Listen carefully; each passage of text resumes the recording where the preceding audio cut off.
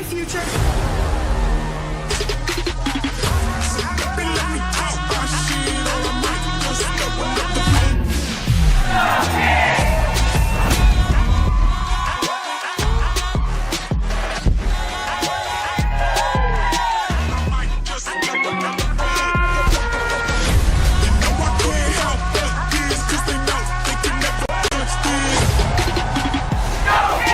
You are not alone. There are millions of people with you.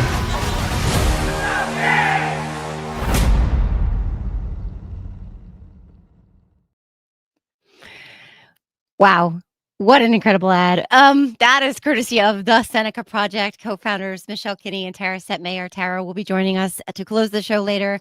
I am Joe Carducci. Welcome to the No Kings Protest Pep Rally. Thank you all for joining, because we have an incredible event planned for you tonight to get people stoked and ready for this Saturday's No Kings protests. I will be there. I will be protesting. I'm still deciding on my sign. If you're going to be there and protesting, please let us know in the chats on socials and on YouTube if what your signs will say, or what you're planning on wearing, etc. Tonight, we're going to be joined by content creators, activists, lawmakers, and organizers. But I think first and foremost, I am going to be joined by one of the co-founders of Indivisible, the Ezra Levin himself. They are among the organizers for the No Kings protests. Hi, Ezra. I'm so excited to talk to you. I am so excited about this Saturday, and I'm so excited to meet you screen to screen. Welcome to the No Kings Protest Pep Rally. Let's pep this stuff up. Look, we are ready to go. And I love that ad. When it came together, we were like, this is exactly right. Because what are the other side? What are they trying to do? They're trying to not just make us feel powerless, but they're trying to make us feel fear. They're trying to steal our joy and our enthusiasm. And I think what this ad underlines is like, this is going to be fun, y'all. This is the place to be. This is going to be historic, but it's also going to be just this sense of collective effervescence of us accomplishing something together. And gosh, I just can't wait, Joe. I mean, I want to speak to all of that, because the fear component is something that I want to touch on, but I want to start first with the inception. I want to start with the goal of these No Kings protests. Yeah. What happened back in June? How much bigger this one is going to be? What you're hearing from people, from that event to this one, and let's start with that. Let's start with optimism, hope, inception, and goals. Well, so let's talk about it. Let's get some historical context. The single largest day of protest in the first Trump term was 2018. It was families belonging together, this opposition to family separation. It was powerful, it was joyful, it was boisterous, and it was impactful. Trump had to roll back some of his bad family separation policies in response. It was roughly on the same scale as Women's March 2017, which was also historic. Number of events on that day, 750.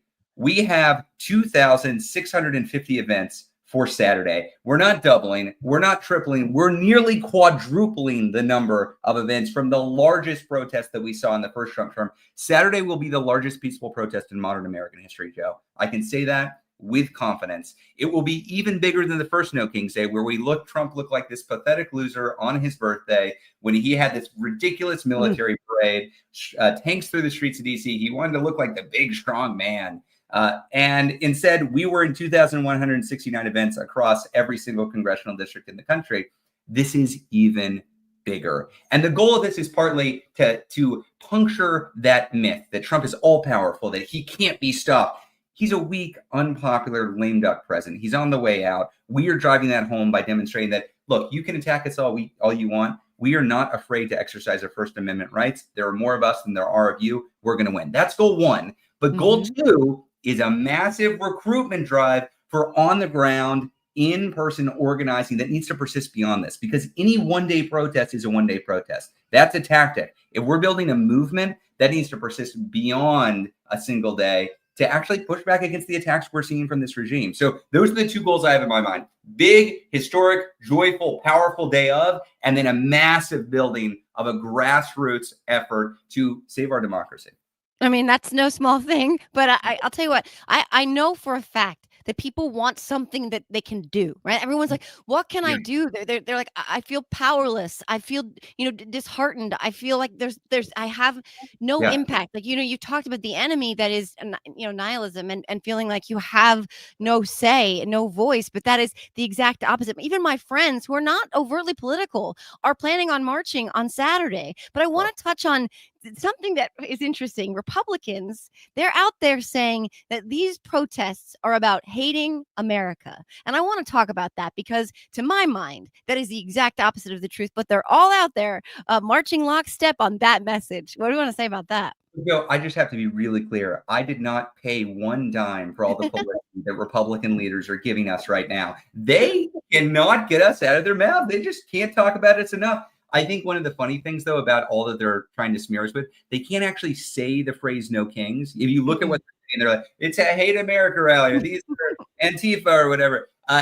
Because they understand that if they say this is a no kings rally, what is more American than opposing a king? It's literally what the country was founded on. When Leah, my spouse, and we closed out the Philly rally for no kings in June. You know how we closed it out?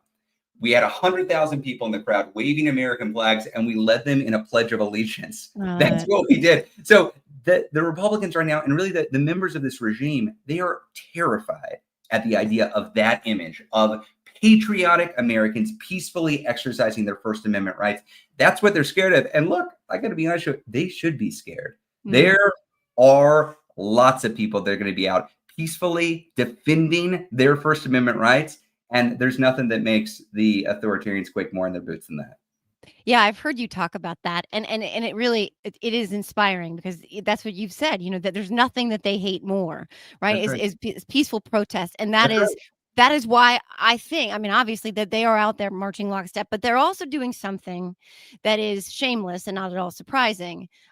They are trying to make people afraid. They're Yes. trying to make. I mean, Donald Trump they were talking yesterday. A story broke about this military show of force parade where they were going to be launching missiles potentially towards California, shutting down the I-5. But I want to talk to the American people who might be like, I'm afraid. I don't want to go. I don't want to get arrested. I don't want to get hurt. I don't know. What they're doing is messaging fear. So, by the way, guys, there's a QR code that we're going to put up. If before Ezra gives his answer, if you're wondering, if you're already not decided or you're not decided and you're wondering if there's a protest near you, scan that QR code. That will take you to more information plus the closest protest to you or one that might be convenient. But yeah, can you talk about them trying to make us afraid? Because I've heard this from friends too. And we were talking about that with Michael Cohen today, who said, they are trying to make people scared to protest. They're absolutely trying to make people scared. So if you're feeling afraid, know that that is their plan. They want you to fear a seemingly all-powerful regime. And here's what I would say. This is not our first rodeo. We had 1,300 events on Hands Off in April. We had 2,100 events on No King's Day in June.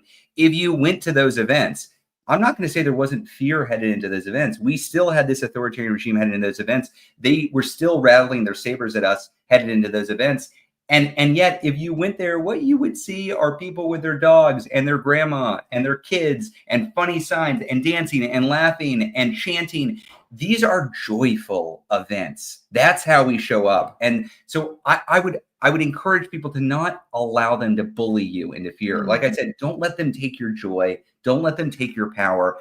Embrace it. Because what you're going to experience going out there is, one, a big community of people who agree with you. And two, you're going to experience a historic event. Because when an authoritarian comes after your right to disagree with the regime, you got two options. You can say, I'm not going to put up with this. I have these rights and I'm going to defend them. Or you can give up those rights. What I'm saying in this moment is we all got to stand together. Look to your left, look to your right, bring some friends, bring some colleagues, bring some family members. If you are feeling nervous, go to nokings.org. Look at the trainings we have on safety. We've trained tens of thousands of people on safety and de-escalation. Every single event has a safety lead and a safety plan. We're preparing for this, but the best thing that we can do is show up in defense of our rights together. I love that idea of together. I talk all the time about the only way out being through and the only way through being together. And these events, they give you that sense of community and about being seen and not being alone, because alone is their ally, and togetherness is the enemy of authoritarians. And I just want to lastly talk about this fear thing, because they're not just trying to make us afraid to go to protest, to stand up, to speak out. They're trying to make groups like Indivisible afraid. And I saw you on Dana Bash, and you quoted something that I have right here. It's I see it. I see yeah. it. I see it. And when you said it hit me, really resonated, because the quote is, first they ignore you, then they laugh at you, then they fight you, then you win. So take us to the next segment of this incredible show tonight, talking about that. And because that is exactly what they want. They want Indivisible, groups like yours, to be afraid to stand up and organize events like this. Tough shit. They can try. We are not backing down. There is nothing that will stop us from exercising our First Amendment rights. And this is not just me talking to you. There are thousands of Indivisible leaders around the country who see these attacks, who see these smears and say, well, I guess I got to just organize more. I've got to recruit more people, because we understand this isn't just for play. They are coming at our basic constitutional rights, and we've got to stand up. And that means building a big, welcoming, joyful, powerful community of people who might not agree on everything, but you know what we can agree on, Joe? That we don't do kings in America. And that's what we're doing on Saturday. Well, again, guys, the QR code is there to scan. That'll get you more information. It'll get you protest locations, 2,600, you said, Ezra, across the country. Is that right? Over 2,600 events. It's bonkers. It's everywhere. It is. It's really going to be something. It's going to be something. People should be part of it.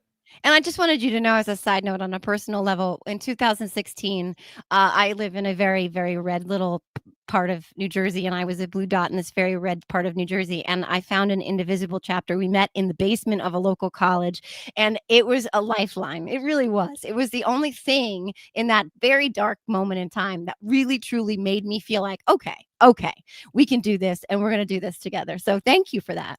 As somebody who grew up outside of Buda city limits in Texas, where there was no progressive or democratic infrastructure, I think one of the really special things going on right now are these events are not just in Chicago and New York and LA. They're in the smallest towns in the country. We're in red dots in red states. We're in rural areas. We're in quote unquote Trump area.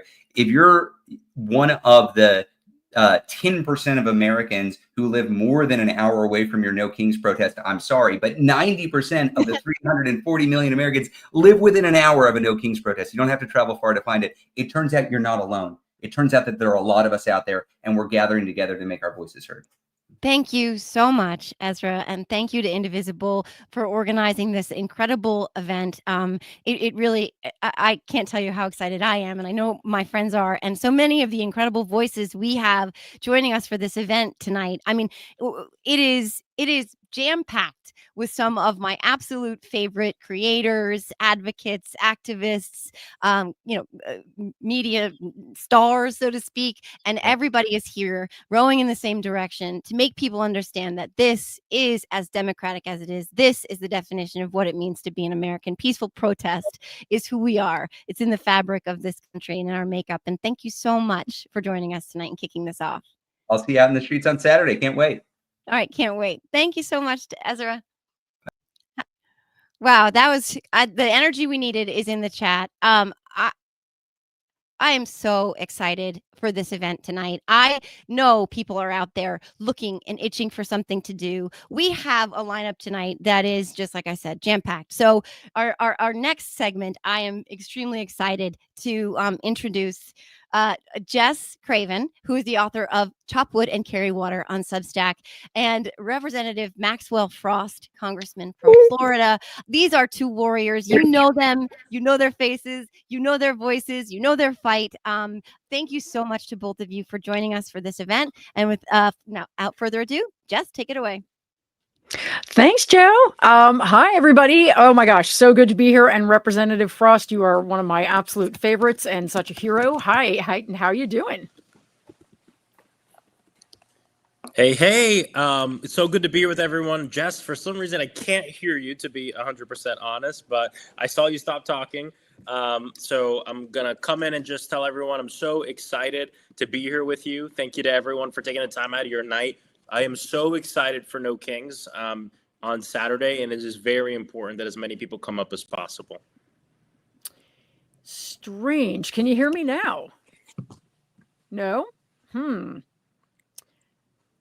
Okay, everybody else can hear me, right? Yeah. Joe, can you hear me? Yeah, I can hear you. So, Representative Frost, would you mind exiting and coming right back? And maybe because that's the Gen Okay, X let's in do me. that. Let's do You that. can hear me. Can he hear me? Well, Jess, with that, we'll wait for him to come back. And I'm happy that you're joining us. This is something you have been talking about since the first protests back in June. Yeah. This is near and dear to your heart. You're a tireless advocate. There's a QR code. Remember that, friends, a QR code on the screen. Scan that if you're not sure where to protest or if you want more information. But Jess, can you talk about these protests and what they mean and how fundamentally American these are, despite what Republicans are trying to gaslight us into believing? Oh, yeah. I mean, 100%. This is, I love protests. I've been at pretty much every major protest since Trump was elected the first time. I don't know. I think I missed one, which was the big airport protest because I had to watch our kid because my husband went. Otherwise, I've been at like all of them.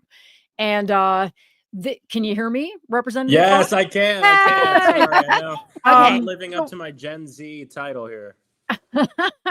I was just telling Joe, I have been to pretty much every major protest since Trump was elected the first time. And she was asking why I'm excited about these, the protests on Saturday.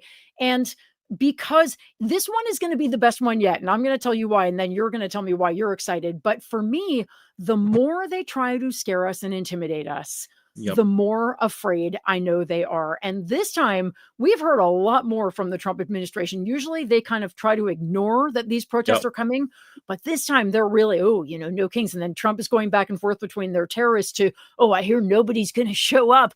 They're very intimidated by this event and they are doing everything they can to scare us. And I know what happens when people turn out anyway. When they they master their fear, they show up anyway, and then the joy is almost explosive. It's amazing, right?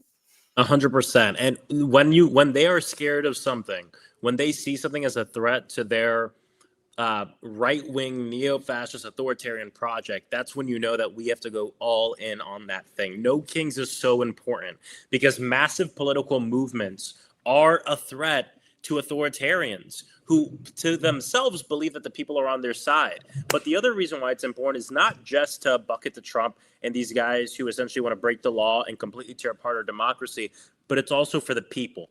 It's for the people who believe that maybe they're alone in what they think. It's for the people who have seen what's going on, who have seen ICE terrorizing our communities, who have seen the military sent to our homes, who have seen this president be the most corrupt president in the history of our country and not have quite made the decision to dedicate their life right now to fighting against this in one way or another. And so people will come out to these protests who've done a lot.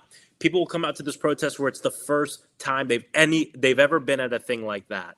And that is really where the power is. Of course, with us who've been in this work, but damn, it's really for those who haven't done it yet. And they'll get to meet you. And they'll get to see the smiles, the joy, the cheers that come from fighting for what you believe in and being part of something bigger than themselves. And so when we invite people to come to know Kings, view it less of you asking someone to do you a favor. You're actually giving them the opportunity to not just be a part of history or anything like that, but to be a part of this present moment where the people are coming together.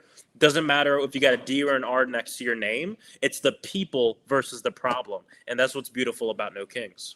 That's 100% true. It is. There's a really, after every protest, I feel a sense of elation. Honestly, it's just to see everybody come out, to see the signs, to see the children, the dogs, always lots of dogs. People love to do the protest dogs. Yeah.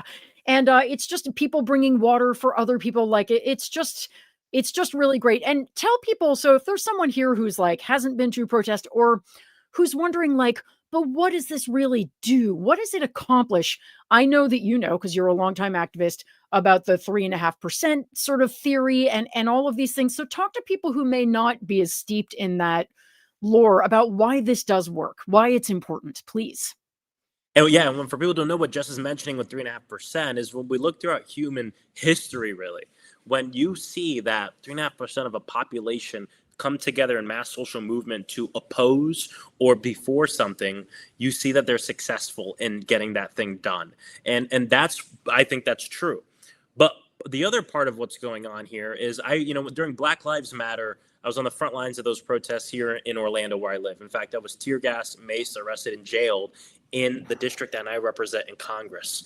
But the thing I always told people, the reason why the protests were so important is because it was us taking our community by the shoulder and shaking our community and saying, not only does this impact us, not only does this happen here, but we need you to be a part of the fight and what we're doing.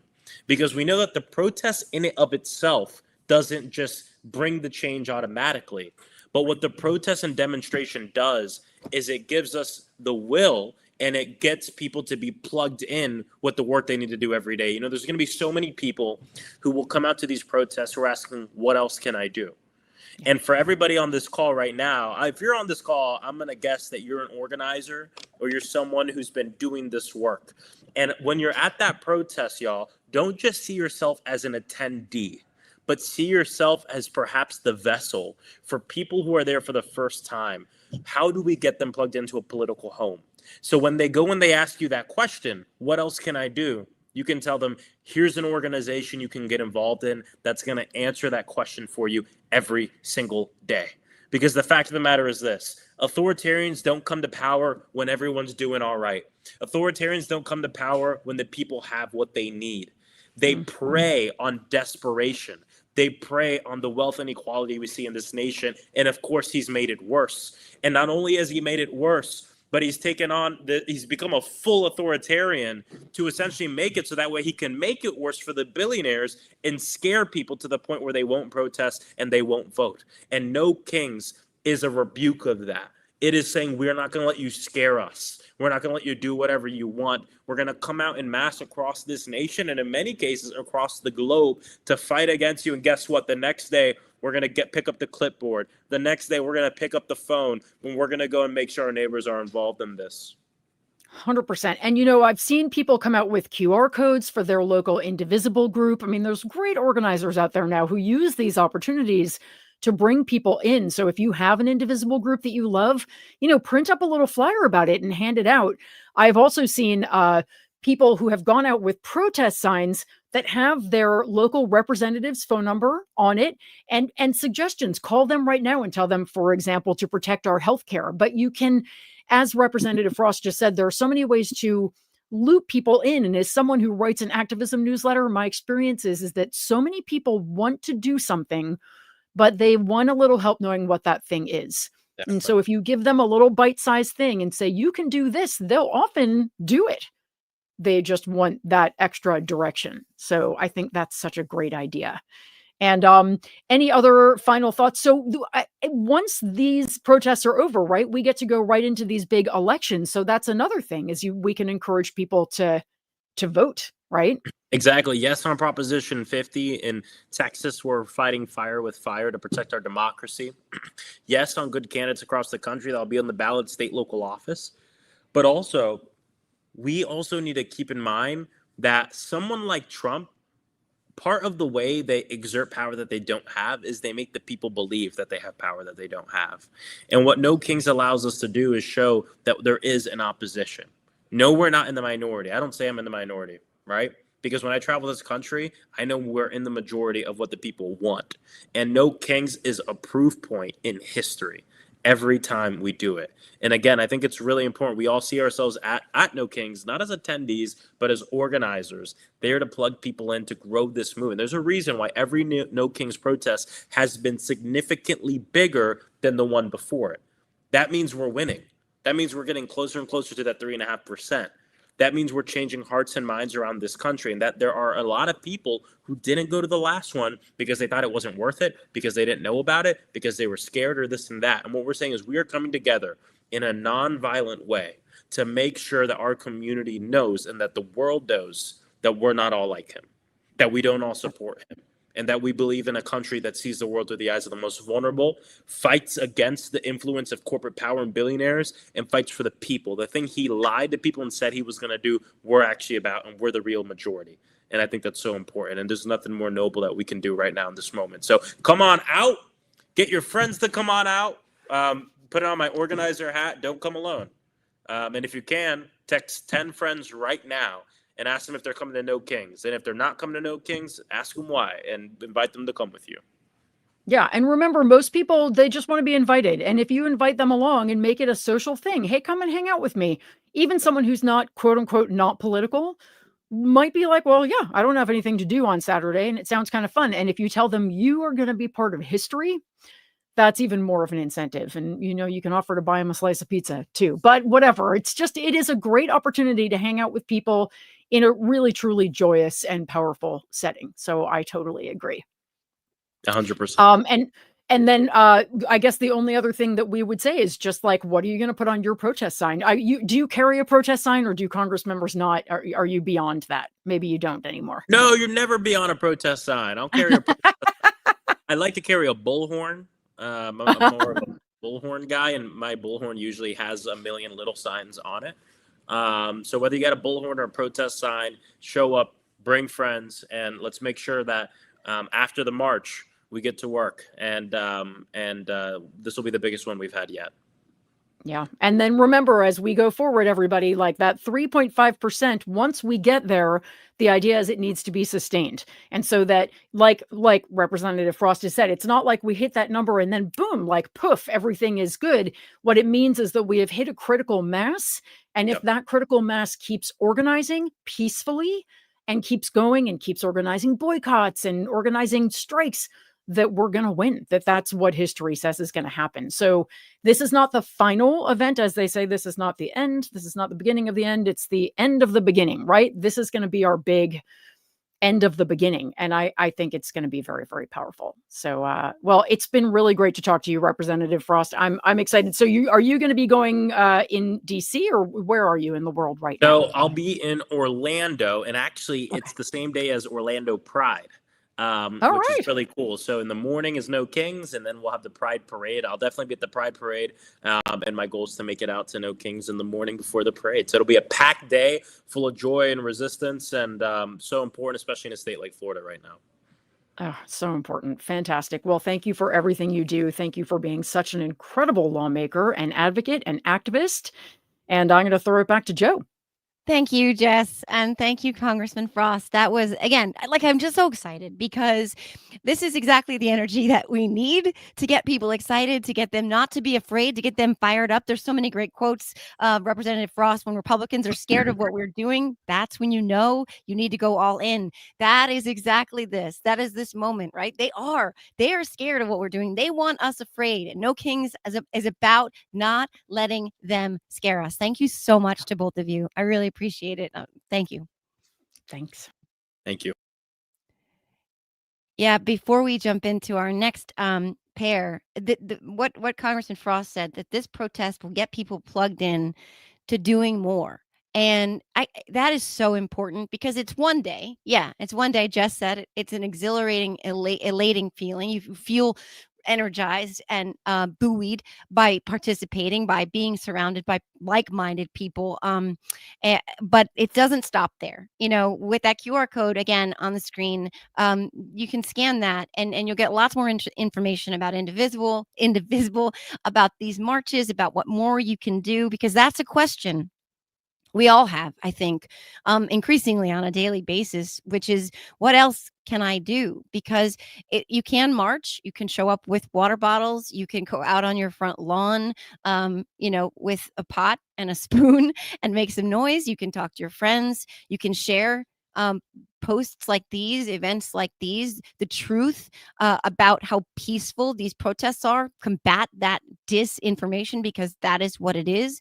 It is intentional. It is designed to gaslight people into thinking that we're promoting violence, that it is hateful, that we don't love this country. We love this country so much that we want to get together to organize, to work toward making this country better, to pry it back from the hands of fascists. And so with that, again, guys, I'm going to sound like a broken record, but if you're wondering, if you're just watching this and you're wondering, maybe I want to check this out, maybe there's a protest near me. I was very excited by the fact that there are several in my little red like red rural corner of New Jersey. Scan that QR code. You'll get a lot more information.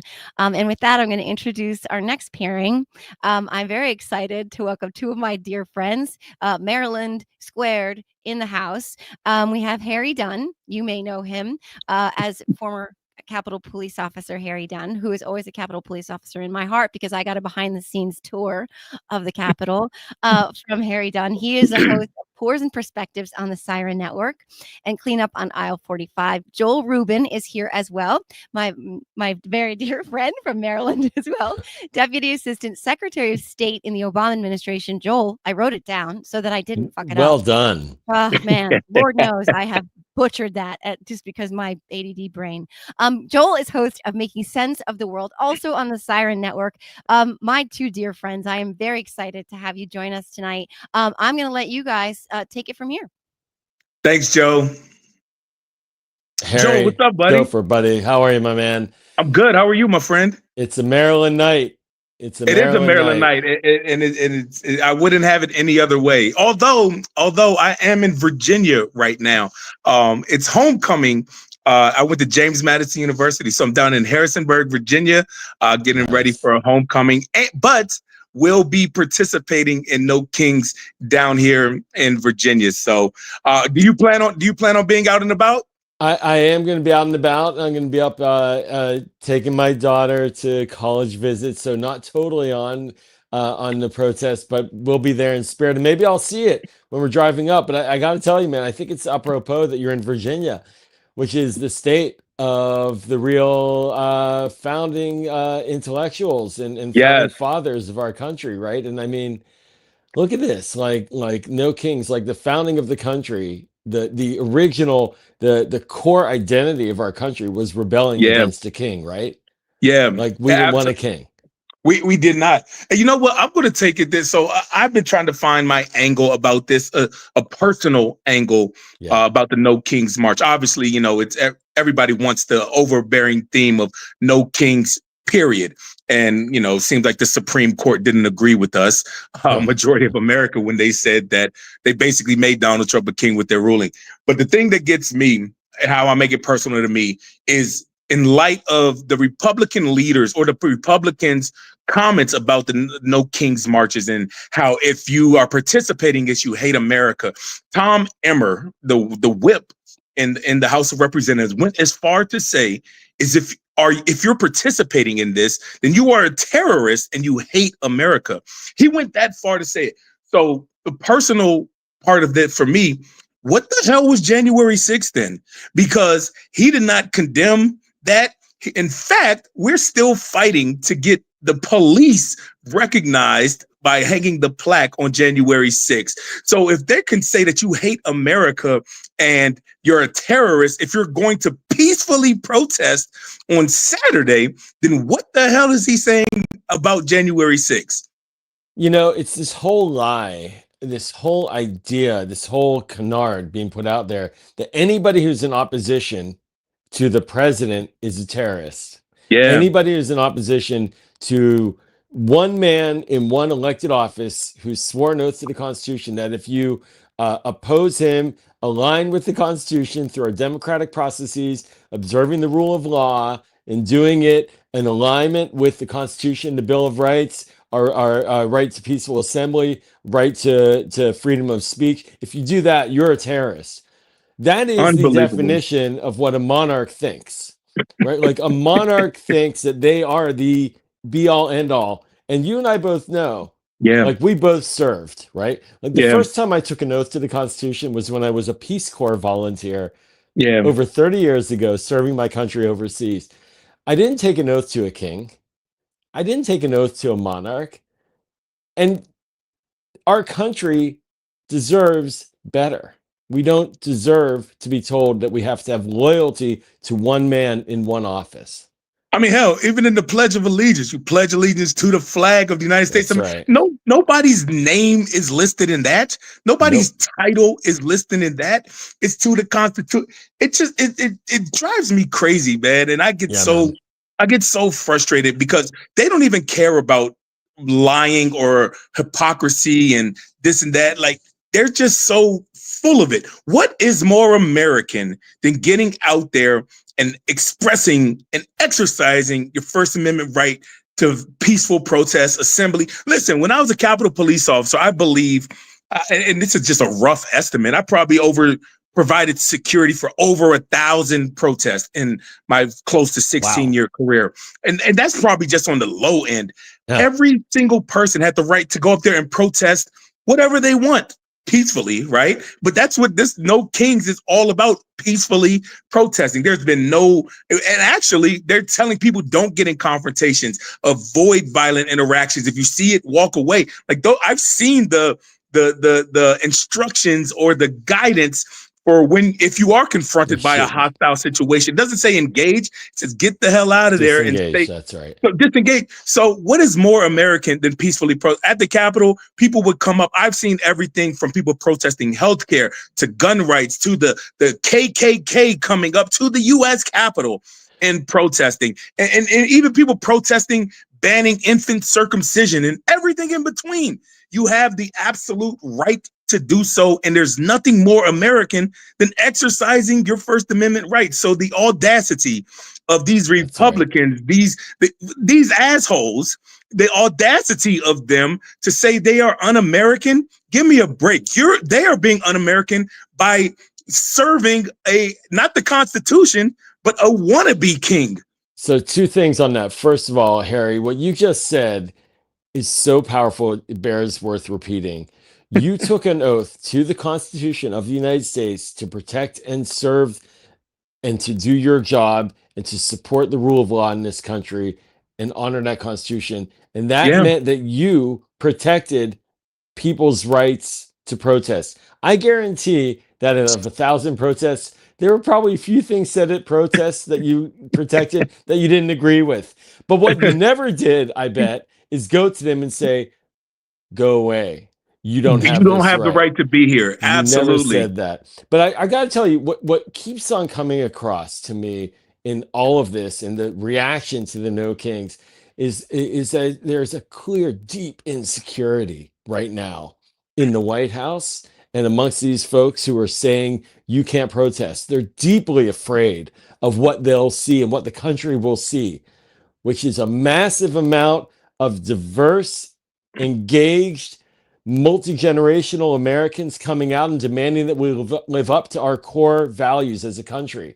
That's going to shake them to their bones. And I think that's what they're afraid of. And that's why they're trying to preemptively dampen it down. So all that language is about trying to suppress people's passion for coming out and fighting for their rights. Exactly. That they are already like they're afraid. You know what? And I've said this a couple times. Listen, Donald Trump doesn't have to face the American voters again, like ever again. Now, like I said, will he leave office? And that's a whole different discussion for a whole different day. And that's the point of it. No kings, right? That's the whole point. He doesn't have to face these voters again. But these members of Congress, the senators, the House of Representatives, they will have to face these voters again. So I think they're going to have to make a point where they're going to have to choose, you know what, guys, we can't just run on MAGA our entire life. This is our constituent. People are pissed off. What are they afraid of? People are pissed off.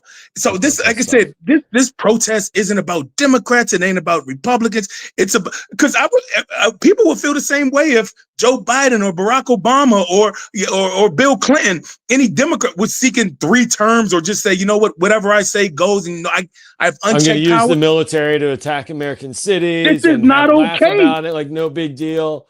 Exactly. This is not okay. We need to make sure that we cannot normalize this. And the fact that he's doing this the behaviors that he's doing, sending National Guard, sending federal troops into American cities, that he's continuing to do it, he's trying to normalize it. And every single time that he does it, we need to respond with the exact same, what the F are you doing? That needs to be our response every single time, because we cannot let this be normal to the point where we expect this day in and day out. And one more thing I want to add also, just for folks that I'm thinking about this from sort of my little lane of foreign policy, national security, and some of the work that I engage in. You know, there are a lot of kings and tyrants and despots all around the world. Tons of them. They're weak and inherently insecure. They're deeply afraid of their position. They're paranoid. Very They're afraid insecure. of Very assassination. insecure. Their Yeah. economies are a mess. They don't have economic growth that's across the board. They don't have the kind of rich, vibrant culture that we have here. We Yeah. have that here because we're a democracy. And it's clearly under duress. But the reason we have had the success as a country that we have had is because people have wanted to come here, because they have had opportunity when they're here, because there are rules of the road and laws rooted in a constitution that give clarity and equality to every person that lives here. And that is a huge secret sauce recipe for American success. The alternative are the monarchs who are just out there floating around, the dictators. So we don't want to be that. We want to be this. And that's another key thing. Well, what you said is that was what we used to be. We are slowly, slowly, rapidly deteriorating from this nation that was welcoming to people from outside, immigrants who wanted to come and better their lives for themselves, for their families, for future generations. Now it's like, the hell with that. I'm not coming to America. There are travel warnings in other countries about coming to America. Like, who would have ever thought the travel warning would have been on American soil? I'm going to tell you, Harry, it's disintegrating really fast, really fast. I was up at the United Nations meetings a couple of weeks ago in New York. Countries are ignoring us. They're going to the Chinese. They're laughing. Like, they're laughing the US at us. is a whatever. We don't need the US. They're doing all these crazy tariffs. Nobody knows what to do. The guy acts like a monarch. He says yes today, no tomorrow. So we don't know how to trade with America. So you know what? We're not going to depend on America anymore as a trading partner. We are literally right now deconstructing our power in real time. And it's because of a monarch's attitude in the White House. And that is not good for anybody in this country, Democrat or Republican alike. And so I hope that Republicans, in their quiet of moments, when they look in the mirror and they think about what they want for this country, they think, I do want that Constitution. Yeah. I do want that rule of law. That's a good thing. I do want a democratic process that works. I don't want a king. Absolutely. Did you see what Barack Obama said, how fast that he would be impeached or summoned before a jury or excuse me, a congressional committee? Exactly. If he would have sent the National Guard into Texas when he was there, like give me a damn break. Like not only is, like I said, we are deteriorating fast and we're becoming the laughing stock, and Donald Trump is doing it with his big ass diaper on. And he is a loser. He is a sellout, and he hates it. And everybody in his own party knows it. They don't care. They're laughing at him. They're laughing. He is a disgrace, a laughing stock of this country. And, screw him. Listen, and I know earlier in the show, they were talking about courage. I think that was with Joe and Ezra when they were talking about maybe people are afraid to come out. And listen, showing up and courage is not the absence of fear. Being around all these people, it gives you some type of hope. It gives you some type of encouragement, some type of a little bit more resolve, because you know that you look to your left, you look to your right. You aren't the only one who feels the way that you do. So everybody, I'm encouraging everybody to get out because it is liberating, and it's so liberating to just like scream into the void, like, and let your voice be heard. But, that's why people go out, and they go out together, because they're fighting for the soul of the country. They truly are fighting for America. People going out in the most American of American ways to protest in favor of something, that is fighting for us to live up to who we are as a country. And so when someone tells you, a politician says, don't do that, that means not only are they insecure, but they're telling you they don't love America. And they're telling you they don't want America to be the best it can be or to be what it should be. And so I got to tell you, man, you're always an inspiration. Every time I hear you, you're an inspiration. And I think back to your service and your courage. The courage that you demonstrate is just one guy speaking truth. Millions of people felt it, right? And so it gets in there, and it stays in there, and it doesn't go away. It's part of their body now. I appreciate that. I receive it. And I tell you what, every time I talk to you, you make me smarter. You take these such very smart, practical approaches, and you make me better every time I get to share the stage, the screen, the microphone with you. And I'm grateful for you, my friend. Thanks, buddy. And we got our hero, our fearless leader, Joanne. Hey, JoJo. Joe. There You know what? are. I love you guys so much. And honestly, like, Joel, you're right about Harry, right about his heart, but that is true of you too. You are two men that I am very lucky to know who have put country before everything else, service to this country before everything else. It is part of your identity, is part of your heart. It's part of what have always been drawn to you for, because, that's the thing. Like, everybody here is here because we want a better country. We are, we're tethered to each other. We don't get an America beat. We don't get a do-over. And we want to fight for this country with all of her imperfections, because she is imperfect and she has always been. And the goal, right, is to work towards perfecting those imperfections. It's not about platform or policy or political party. This is about who we are and who we want to be, and both of you embody that every single day in everything you do, and the service you've put forth for this country, and the service you put forth now in messaging these incredibly important issues and speaking truth to power and doing it authentically and genuinely. And I just want to thank you both, just, for being fucking badass. Harry, thank you for dropping asshole. And by the way, fuck those Republicans. Sorry, since I'm going to go radar now. Hang up the damn plaque. Listen, you're making Joe blush. You got to stop. Right, you're making Joe blush here. Joel's heard worse for me. I'm trying, man. I'm trying. You're making Joe blush, Joe. You got to stop. All right. You got to stop that. Joel knows I'm from Jersey. Okay. Well, we appreciate you. Thank you so much, we love you, Joe. We love you. Thank you, guys. Thank you so much. And for everybody else, the QR code there in the corner takes you to the official No Kings website. You can register there and find a protest near you. Everyone's just pouring their hearts out tonight, because this is who we are. This matters. And every voice out there, you might think my voice doesn't matter. Who am I? Whatever. It matters. Every single one of us. So that when we come together, it is a chorus too loud for them to ignore. And they are insecure. They are deeply insecure about what these kinds of things represent, because they don't like criticism, and they don't like it when people stand up. Bullies don't like that. But when you do, I know I punched a bully in the nose when I was in 5th grade. I was a brand new student, and he stepped on my brand new sneakers, and he never, ever bullied me again.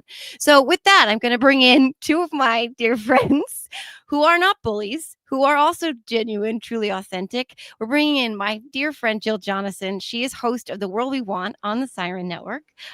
Jill, you know how special you are to me. And Brooklyn Dad Defiant, Majid Padelin, who also knows how special he is to me. He's host of Storytime with BDD. Two people who leave, their hearts are on their sleeves all the time. You're not going to find two better humans out there. I mean, well, this whole event tonight is just a parade of incredible humans. So welcome, Jill and Brooklyn. And with that, take it away. Yeah, thank you, Joe. And yeah, this is the first time the two of us have met each other. We're both friends of Joe. And I just want to say, Brooklyn Dad Defiant, I'm like middle-aged Midwestern mom. So I feel like we have that connection.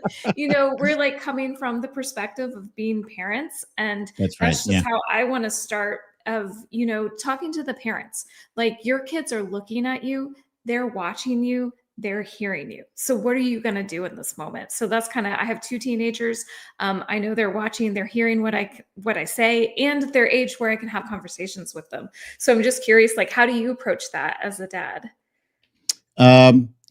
So for me, the reason why I do this is because of my kids. It's because, like, I could very easily, try to ignore everything that's going on and save my blood pressure and and just like tune out and watch my favorite shows and pretend like this stuff doesn't matter. But I have five kids, 3 whom are grown men. But for those of you out there who have grown people as children, they're always your children. You're always going to worry about them. And I have 2 teens that currently living with me now.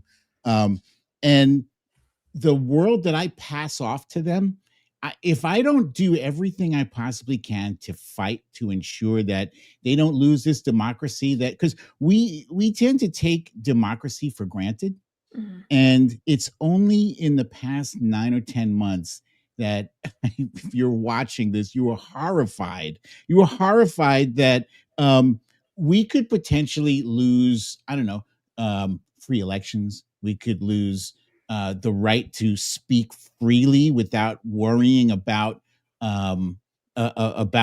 having someone show up at your door and arrest you because you said something that upset the president. You know what I mean? So this whole no kings thing, I saw, I posted earlier and people were like, well, isn't that kind of an oxymoron because it's no kings? And if he was a king, he wouldn't let you talk shit to him online. And like, yeah, you're right, but it's no kings. But the silent part is, and let's keep it that way. Exactly. Right. And let's keep it that way. And I'm like, what's more American than protesting no kings? We don't want a king. We don't want a dictator. We don't want an authoritarian. So, like I live in the Midwest. I live in a suburb of Cincinnati. And so I'll be going to protest in the city of Cincinnati. But since I signed up for that, I started getting emails about all kinds of protests even closer to where I live. Like every day, it's like a protest is here, a protest is here. So like we were talking about earlier, they're everywhere you are. You can go. And when you go, you feel like a sense of you're not alone. Like if you feel like you're alone, that you don't know if there's other people in your community, there are. I'm telling you right now. And also, I think it was like Jess and Rep Maxwell Frost who were talking about like protest signs. And the last march that I went to, I found the picture. I took a picture because I'm like, this is for the introverts like me. And this sign said, it's so bad, even the introverts are here. And I'm like, that's so true. I'm like, it's that bad. Because for me, like you were saying, I'm like, I wish I could just like put my head down and read a book and just, raise my kids and work my job. But I can't because I love this country and I'm scared for the future of it. And I'm going to do what I can to make it better. Can we talk a little bit about I'm sure by now you've seen the right wing's attempt to reframe the messaging for this. Right. So we're calling it the No Kings March, and they're trying to call it the I Hate America. You're so lame. I mean, come on. Who believes that, right? It irritates me that they think that they can just brand millions of Americans, because the last No Kings marches that we had and hands off marches, millions of people showed up across the country. And today you have Caroline Leavitt trying to smear us as Hamas supporters and all this and terrorists and stuff like that. Like, come on, man. Can we not disagree without you trying to say that if we don't like the president, then we must be terrorists, right? That's ridiculous. It's ridiculous. And I feel like, hey, we're not going to agree on everything, and that's totally fine. But can we start with agreeing that we don't want a king? And then can we go from there? And I feel like, they were talking about the 3.5%. Like once you get that many people, that's when you can start to make a shift. So it's like, okay, can we all agree that we don't want a king? Can we agree that we all want a livable wage? Can we all agree that we want affordable housing? Like, I feel like there's so many simple things that when you really talk to people, they're like, well, yeah, that's what I want. I'm like, me too. So let's start there. And I feel like, showing up on Saturday and just being around your community where you're like, okay, like I'm not alone. The internet can be kind of crazy, but when you see people in person, it's, fear can't survive proximity. So when you see people and you actually talk to people in real life, that changes things. Before I forget, right, I just want to say this. It's not part of the flow of our conversation, but I want to make sure I get this out before our time is up. To the folks who are going to be showing up on Saturday, this is the most important thing to remember, is that this is a non-violent protest. There are going to be outside provocateurs who are going to do everything in their power to to take you outside of yourself, to provoke you, to make you react angrily. They might even shove you. Okay, you have to resist the urge to escalate things with them.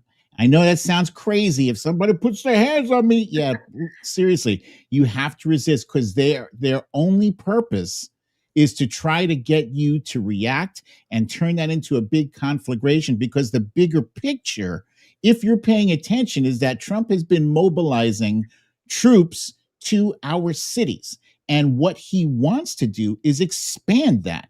And what would give him a pretext for that is to have video of cars on fire and people fighting with the cops.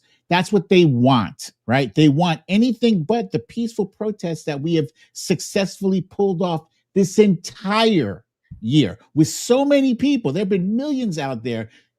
These have been mostly peaceful protests. I know there have been some incidents in LA, right? We had some of those Teslas. But aside from that, the big picture is, for the most part, millions of protesters, very, very few incidents there. And that's how we want to keep it non-violent.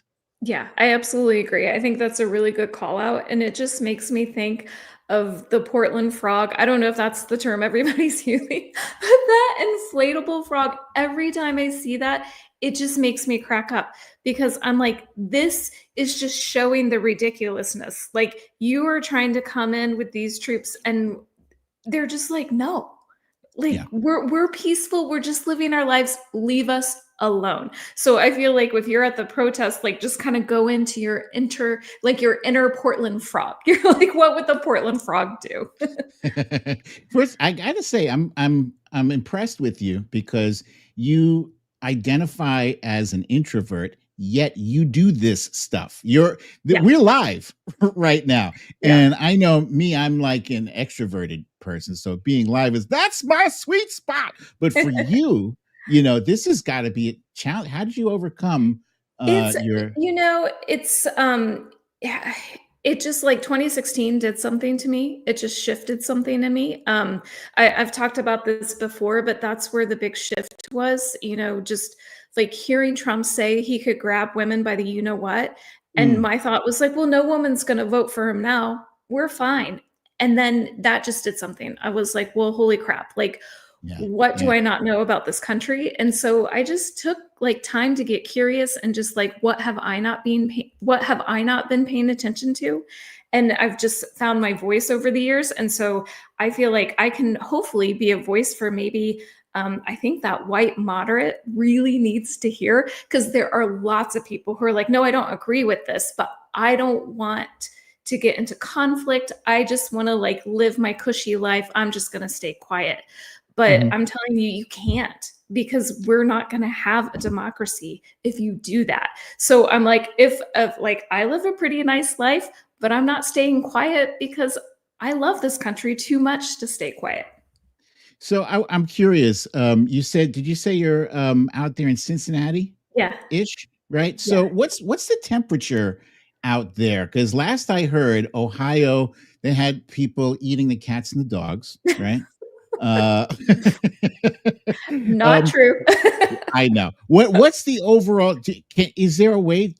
Can you get an overall sense of the mood? Like, are people leaning one way or another? Are they like, what the hell is going on? Or are they chill with whatever's happening? It depends on the area. So the three major cities in Ohio are pretty blue. I live in a suburb that I would say is a little more red, but I will give an example here. 4 years ago, we had school board elections and our community voted on an extremist onto our school board. I couldn't believe it. I was shocked.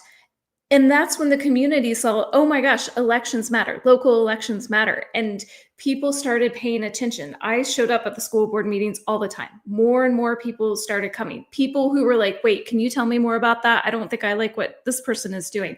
So it just kind of opened people's eyes. And so we have a new election, coming up. And I went to the candidate forum and I just like breathed a sigh of relief, because I was like, we are in a different place than we were 4 years ago. So I think that people just don't pay attention because they're so involved in like the daily drama of their own lives until they have to pay attention.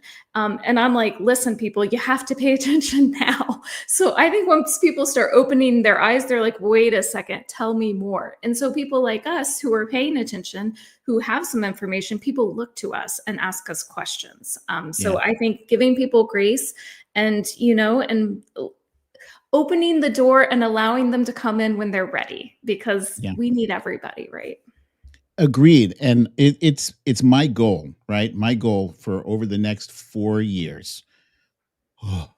this 10 months has felt like 4 years. But for over the next 4 years, my goal is to try to reach, I'm going to say, 0.5% of the people out there who have not been participating, who have not been paying attention. Because, I mean, you talk about that school board election, and people were like, wait, what? Last year's election really kicked me in the groin again.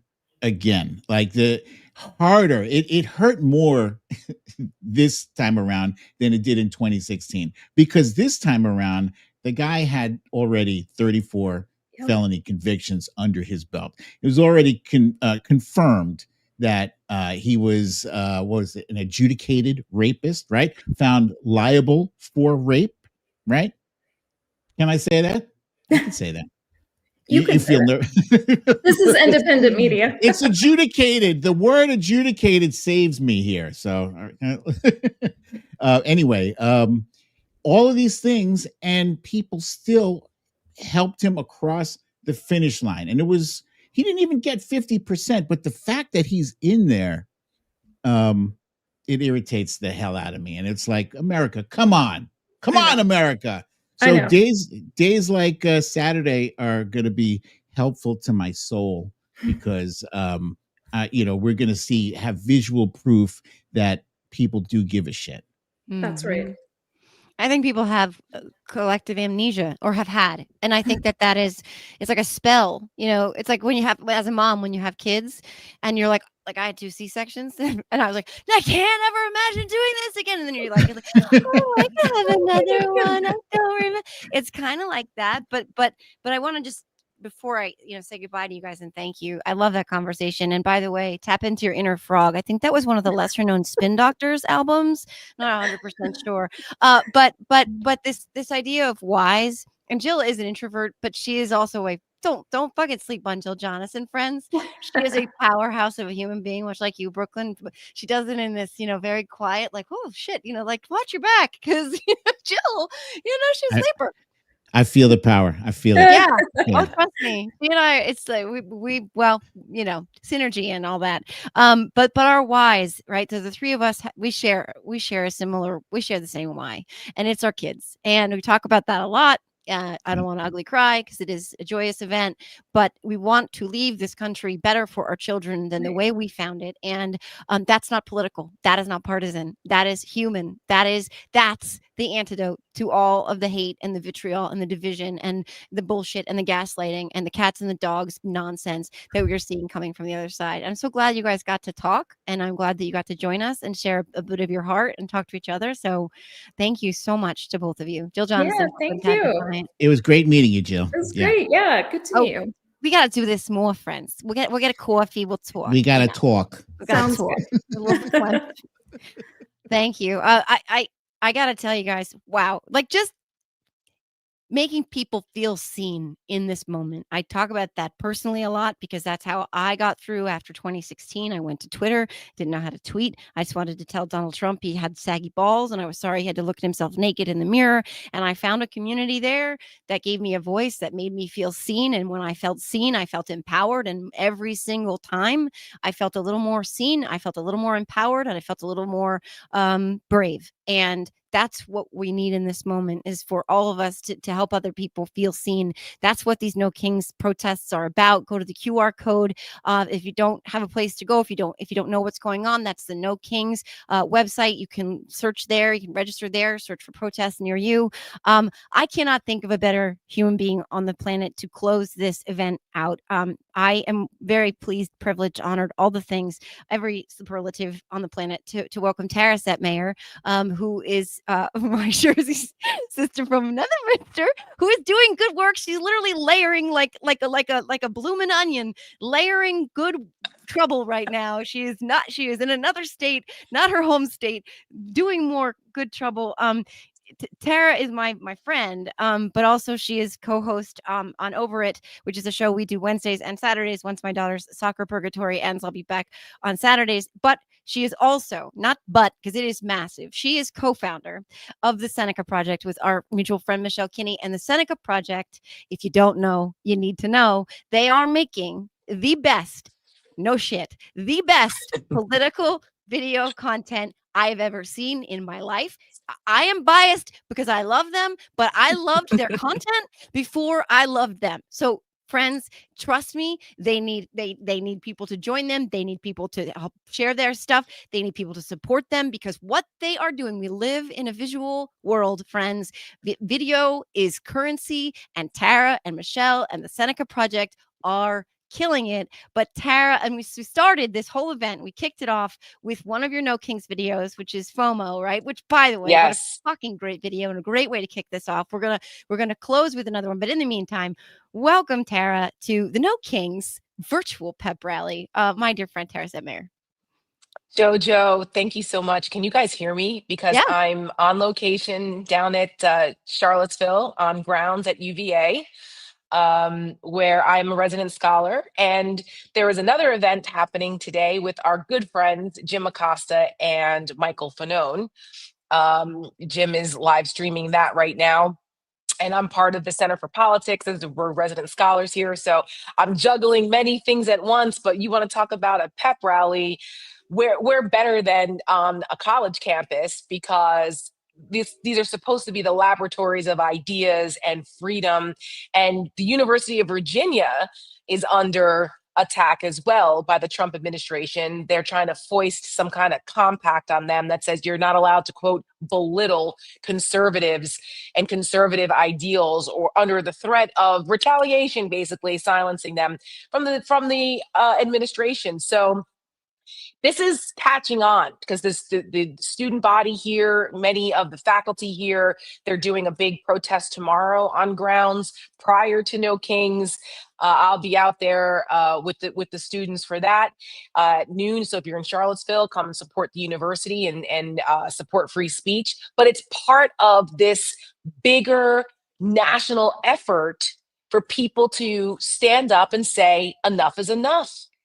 And Joe, to be in this fight with you, and thank you for such a gracious introduction. You always make me like tear up when you do these introductions. I'm not that sappy, but you hit me in all the feels. You always I'll do. make But anybody cry.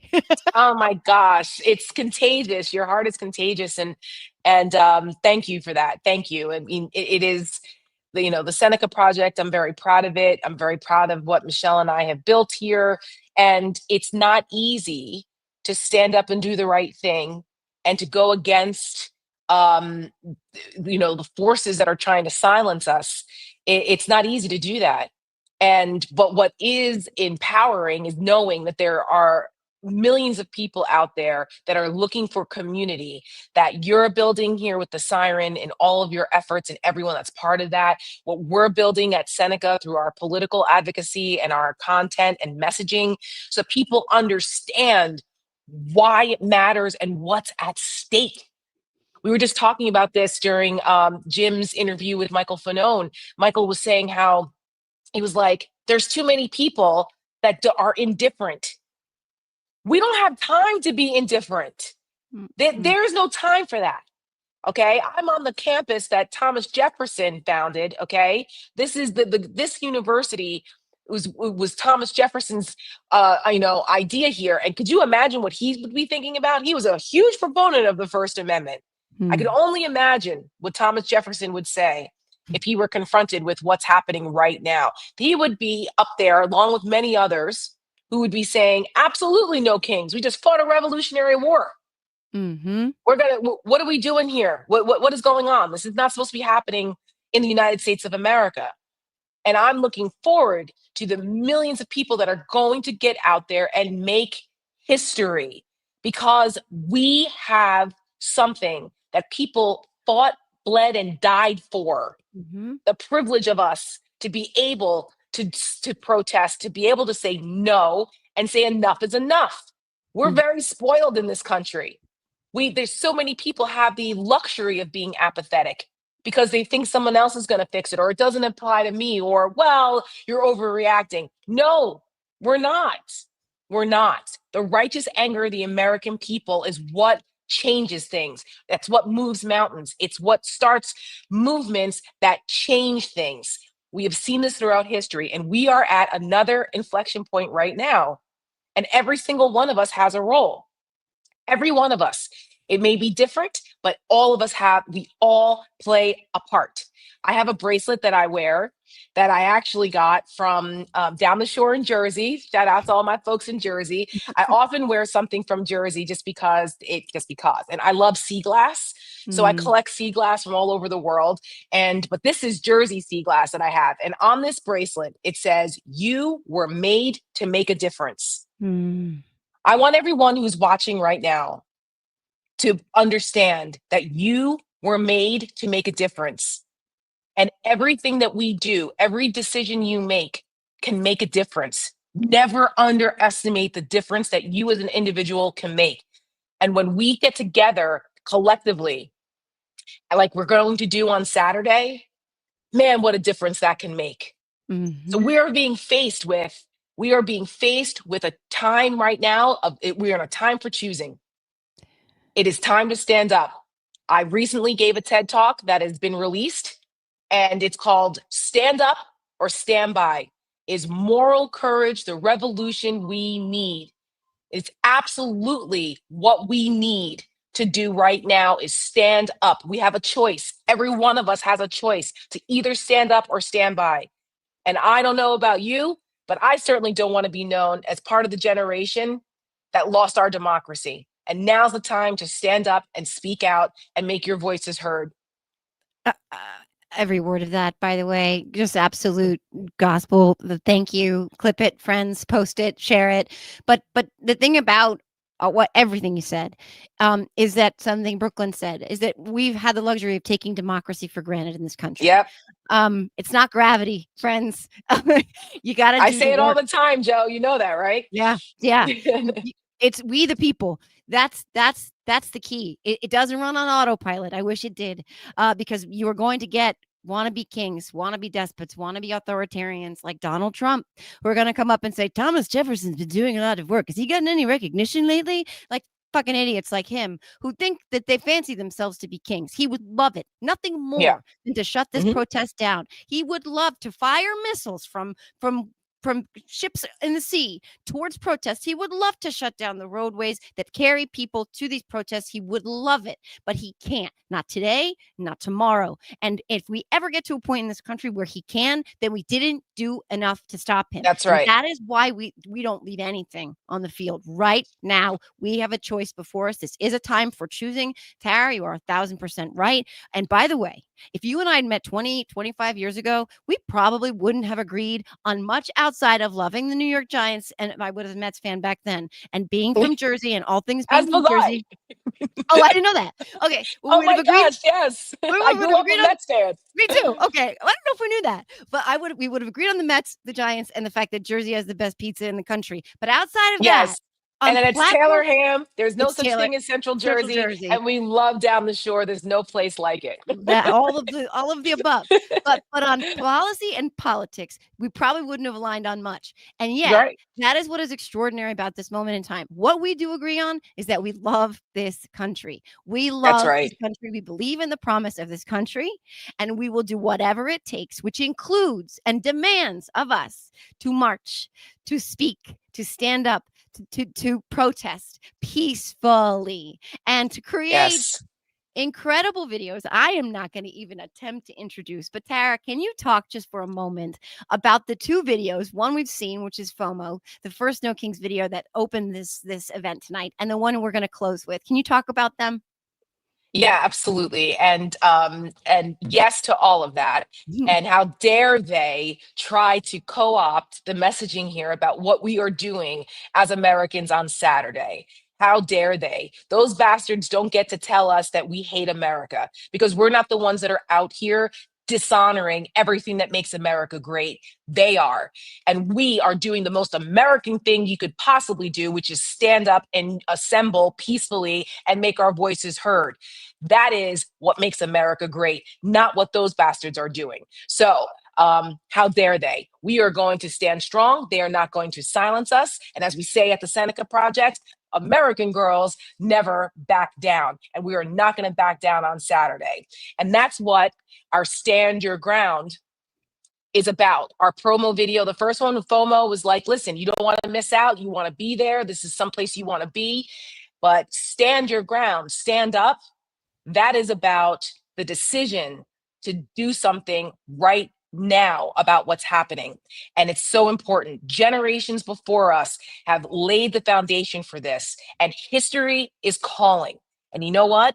History doesn't remember the silent. So do not be part of the people who weren't there, that stayed silent, because silence is complicity, and no one will remember that. But when it's time to tell your kids and grandkids where you were in this moment, be able to say that you did your part. And all we're asking is that you stand up, show up, and use your voice to say, absolutely no, we are America. We don't do effing kings here. So as we close out the program tonight, Joe, I hope people are inspired. And if you are not able to go to the rally, not everyone's able to do those things, but there's like 2,600 across the country. You can put out a sign on your lawn. You can share the videos of people who are out there, and there's always opportunities to speak up. Even if it's not on Saturday, there are opportunities at every moment in everyone's life to stand up and do the right thing, and make sure that people know that this democracy in this country and what we're doing is worth fighting for. And those people, MAGA and Donald Trump and Mike Johnson and all of those traitorous bastards, do not get to define who we are as a country, and they don't get to define patriotism, and they don't get to tell us that we hate America. They need to look in the mirror. So on that note, here's stand up, stand your ground, and hope to see you guys at your local rallies on No Kings on Saturday. Joe, I'll hand it to you to close it out. I mean, thank you, Tara. I think that the best possible way to close this is to thank everybody who's been here, everybody who's 15,500 people right now, all of the participants, all of the incredible voices, advocates, organizers, creators, just everyone. Thank you. Thank you to Sam Schwartz behind the scene for putting all of this together, being the man behind the curtain. Go to the QR code, takes you to the No Kings website so you can find protests, get more information. This doesn't end on Saturday. It is only the beginning of the end for fascists and their power grabs in this country. So thank Sam, you. Yeah, thanks, Tara, guys. And please, one last thing. Project. Yeah. Yes, please. If people want to support us, find out more about Seneca. We are a women-led organization, and we are tough chicks that do not back down. SenecaProject.us. Please follow us on all our socials. Shout out to New York Betty, our editors, who helped us create these incredible videos that have gone super viral. Please share them everywhere. And shout out to Michelle Kinney, my co-founder and chief creative officer, for all of us bringing this together. And thank you for what you're doing, Joe, and everybody at the Siren. Love you. Okay, Sam, fire away. We are together as one. Yeah, I'm standing right here. I ain't got no fear, no fear, no fear. Whole world is watching, and I hope we ready, Been through a whole lot, but we overcome. People need to come together. No kings, no kings. I was waiting for this, and that was my turn. This is restoring my faith in humanity. We are stronger together. We got the power. I love this country.